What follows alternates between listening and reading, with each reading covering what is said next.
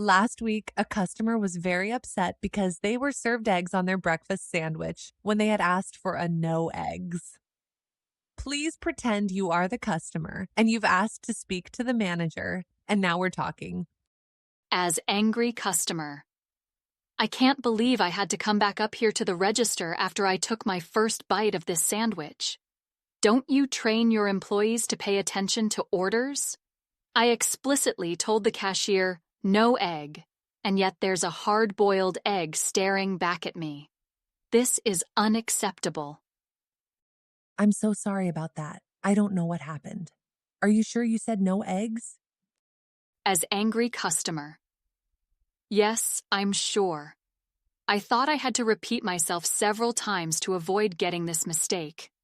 Not only is my breakfast cold now because I had to wait for a new one, but I also almost got sick. What are you going to do to make this right? Let's stop role-playing for a minute. I can tell the customer isn't getting happier. What could I have said instead?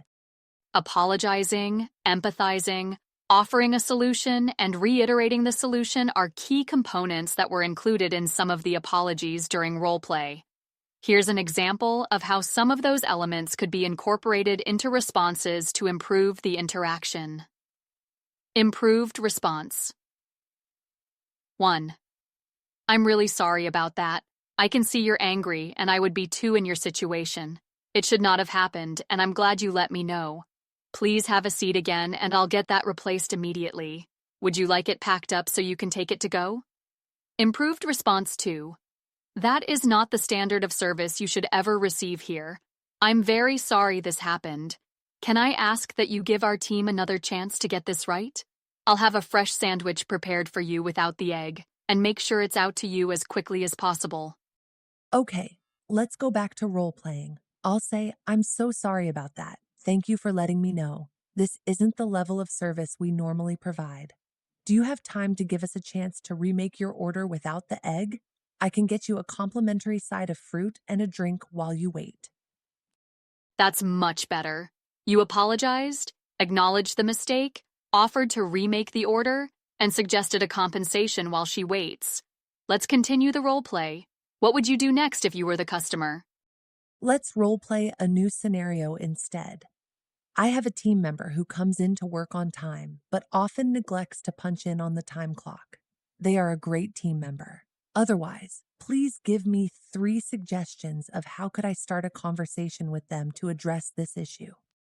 Here are 3 suggestions for starting a conversation with the team member about punctuality and time clock use.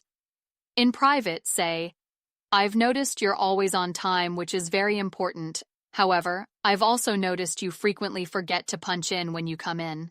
Accurate records are essential for you and for the company. Could we discuss why that might be happening? At the end of the shift, say, it's been a busy day and you've worked hard. I didn't see you punch in this morning. While your performance indicates that you understand our need to be on time and work whole shifts, it's still important that time and attendance is accurately recorded.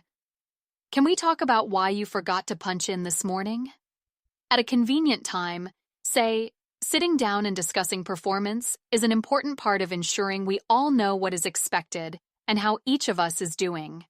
One area your work is excellent is in always being on time. However, I've noticed you've been inconsistent with punching in on the time clock when you arrive for work. Accurate records are essential for you, the company, and for me to ensure we're compliant with labor laws. Can we try to find a clock-in reminder that works for you? Great. Let's try role-playing one of those. You be the employee. I say, it's been a busy day and you've worked hard. I didn't see you punch in this morning. You did great work and you should get paid for all of your time. Is there something I can do to help? I apologize for that oversight. Thank you for bringing it to my attention. From now on, as soon as I enter the restaurant, I will make a point to stop at the office and clock in before doing anything else. Thanks for working with me today, Christine. I'm feeling more comfortable with handling the next upset customer, and I'll try that time clock conversation this afternoon.